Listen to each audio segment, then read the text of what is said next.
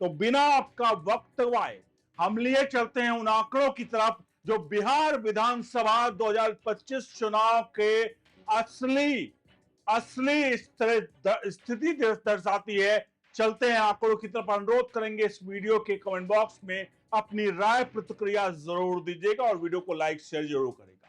सबसे अहम मुद्दा, सबसे पहला आंकड़ा दिखाने जा रहा हूं। जो सबसे प्रमुख मुद्दा था वो था राहुल गांधी द्वारा कि वोट चोरी वोट चोरी। तो ये वोट चोरी का असली आंकड़े का सच देख लीजिए, आपके सामने स्क्रीन पर जा रहा है कि जब लोगों से पूछा गया कि आखिरकार वोट चोरी का इंपैक्ट कितना है तो लोगों ने क्या कुछ कहा है। सवाल पूछा गया, अब क्या आपको लगता है कि वोट चोरी का दावा सही है? यह सवाल था जिसका जवाब दिया है दावा सही है। 32% लोगों ने कहा है कि राहुल गांधी जो हैं वो जो दावा कर रहे हैं कि वोट चोरी हो रहा है वो सही है।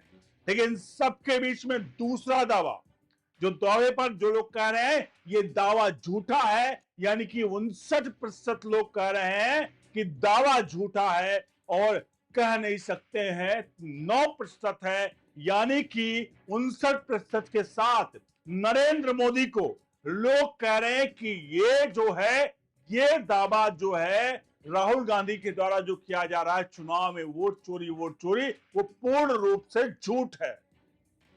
तो ये राहुल गांधी के लिए सबसे बड़ा झटका, क्योंकि इनका चुनावी मुद्दा जहां बिहार का चुनाव का मुद्दा होना चाहिए था, बेरोजगारी, गरीबी और बहुत सारी चीजें इंफ्रास्ट्रक्चर को लेकर वहां पर कंपनियां नहीं आ रही, लेकिन इसका मुद्दा छोड़ करके राहुल गांधी केवल और केवल चुनाव आयोग और भारत की संस्थाओं पर सीधे तौर पर आरोप लगाते हैं, चाहे वो सुप्रीम कोर्ट हो, चाहे वो चुनाव आयोग है, चाहे वो भारतीय सेना हो या भारत की सरकार हो, वो सबको कटघरे में खड़े करते हैं।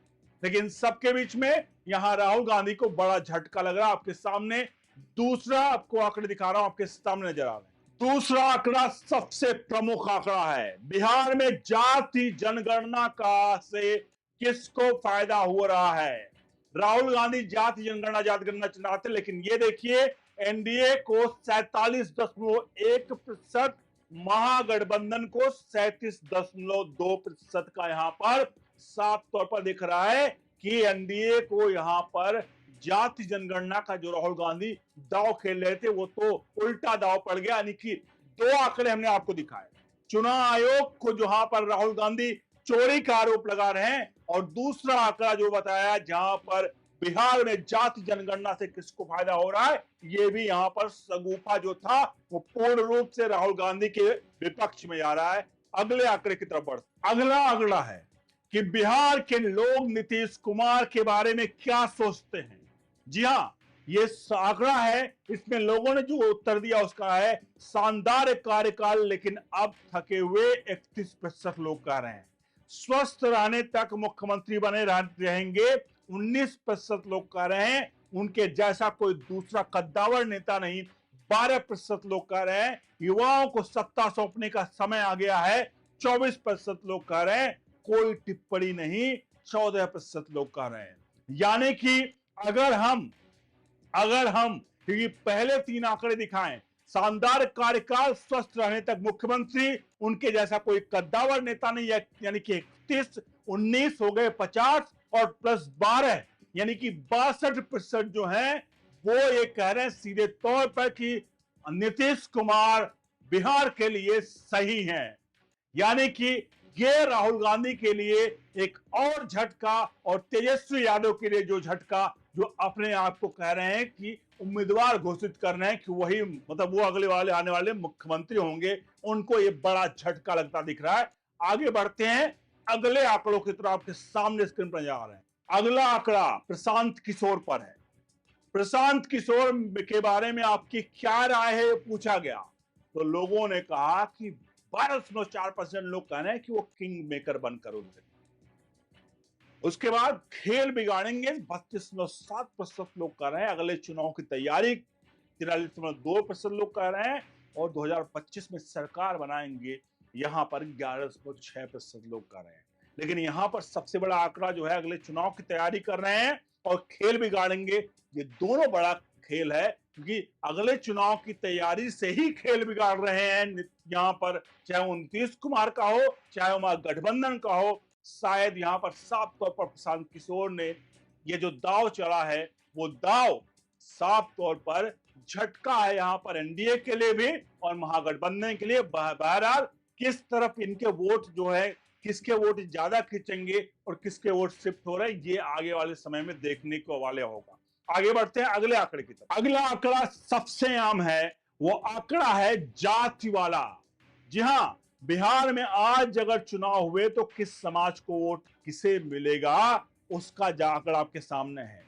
एनडीए यानी ईबीसी, इकोनॉमिकल बैकवर्ड कास्ट, ये बिल्कुल इकोनॉमिक वीकर सेक्शन की तरह है जैसे केंद्र में है, लेकिन इकोनॉमिकल बैकवर्ड कास्ट यहाँ पर रिजर्वेशन नहीं मिलता है। ये है जो कि पिछड़े हैं इकोनॉमिकल तरीके से, जाति नहीं है। तो इसमें एनडीए को 60% वोट उनको मिल रहे हैं इकोनॉमिकल बैकवर्ड के, 24% महागठबंधन को, जनसुराज को 7%, 9% अन्य के खाते में। अगर वो कहा 60% एनडीए के खाते में, 17% महागठबंधन के खाते में, 22% जनसुराज के खाते में, 1% अन्य के खाते में।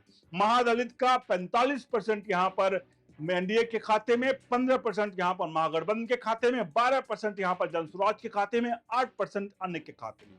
गैर यादव ओबीसी 70% यहाँ पर एनडीए के खाते में, 15% महागठबंधन के खाते में, 12% जनसुराज के खाते में, 3% यहाँ पर अन्य के खाते में।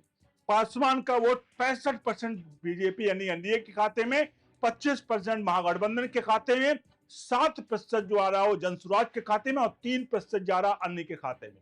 यादव का वोट 15% अब जो है एनडीए के खाते में, 78% जो है वो जा रहा है महागठबंधन के खाते में, 5% जनसुराज के खाते में, 2% अन्य के खाते में। मुस्लिम 5% एनडीए, 75% महागठबंधन, 15% जनसुराज, 5% यहां पर अन्य के खाते में। आखिरी के दो चीजें देखिए यहां पर, यादव मुस्लिम यानी एमवाई समीकरण, एमवाई समीकरण में यहां पर बाजी मार रही है ये अगर बात करें तो यहां पर इंडिया अलायंस। लेकिन सवाल यही है कि एमवाई समीकरण से कितना चुनाव जीतेंगे, क्योंकि यहां पर भी सेंध जो लगा रही है 20% लगभग वोटों का बीजेपी लगा रही है और 20% वोटों का जनसुराज लगा रही है यादव मुस्लिम यादव समीकरण में। तो जाहिर सी बात है 20-40% का अगर वोट बात करें तो साफ तौर पे ये लग रहा है कि एक तरह से यहां पर बड़ा झटका हो सकता है इंडिया अलायंस के लिए। अब बढ़ते हैं आगे अगले आंकड़ों की तरफ। अगला आंकड़ा सबसे इंपॉर्टेंट आंकड़ा, अगर आज बिहार में चुनाव हुए तो किसको कितना प्रतिशत वोट मिलेगा, ये अब आपके सामने नजर आ रहा है। एनडीए के खाते में 42 से 46% का मिल सकता है। महागठबंधन के खाते में यहां पर 37 से 41%, जनसुराज पार्टी के खाते में 9 से 11%, अन्य के खाते में 7 से 8% जाने का यहां पर है।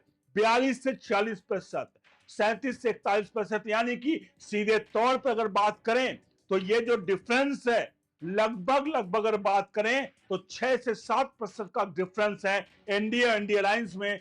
7% का मतलब समझ रहे हैं आप कि कितना बड़ा सीटों में अंतर दे जाएगा, ये आपको आंकड़ों में आगे देखेगा। बढ़ते हैं आपका बिना वक्त गवाए अगले आंकड़ों की तरफ। अगला आंकड़ा है 26 सीटें जो हैं उन पर कांटे की टक्कर होगी, यानी इंडिया अलायंस और बीजेपी एनडीए के बीच में।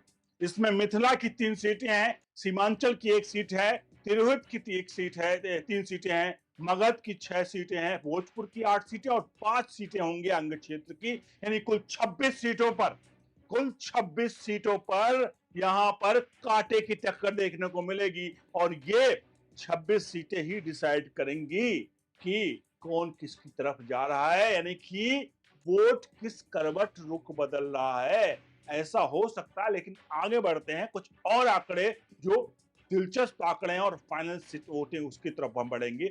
आपके सामने अगला आंकड़ा ये है, अगर आज चुनाव हुए बिहार में तो किसकी सरकार बनेगी। फाइनल आंकड़े आपके सामने हैं। अगर आज चुनाव हुए तो एनडीए को 136 सीटें, महागठबंधन को 75 सीटें, अन्य के खाते में 6 सीटें और 26 यहां पर कांटे की टक्कर वाली सीटें हैं।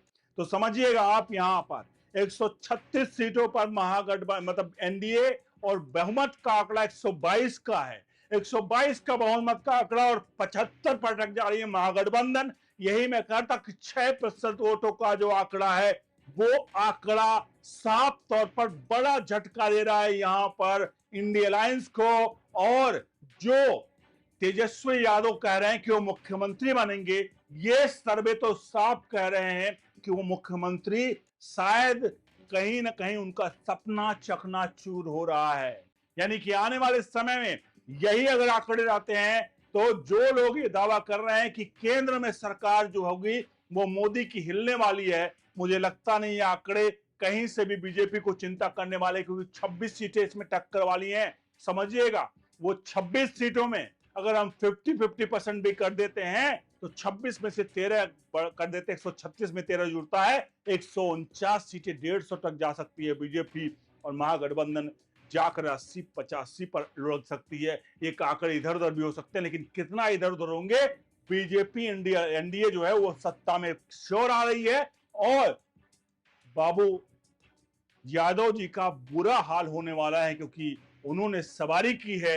एक यादव जी ने यूपी में सवारी की थी, याद करिएगा, एक यादव जी ने यूपी में सवारी की थी अखिलेश बाबू ने, जहां वो कहते थे दो लड़के, और दोनों लड़के 2017 में फिसड्डी साबित हुए, और अब की बार 2025 में दो लड़के, एक 55 साल का युवा और एक अभी होनहार युवा, क्योंकि अगर 55 साल के युवा है तो तेजस्वी यादव तो किस उम्र में आप समझ सकते हैं, तो युवा के सामने उनकी क्या है। बहरहाल ये आंकड़े अभिनाकों पर अपनी राय प्रतिक्रिया जोड़ दीजिए, वीडियो को लाइक शेयर जरूर करिए, अपने हित मित्रों तक जरूर पहुंचा दीजिए। बने रहिए ओनली न्यूज नेशन के साथ। बहुत बहुत धन्यवाद।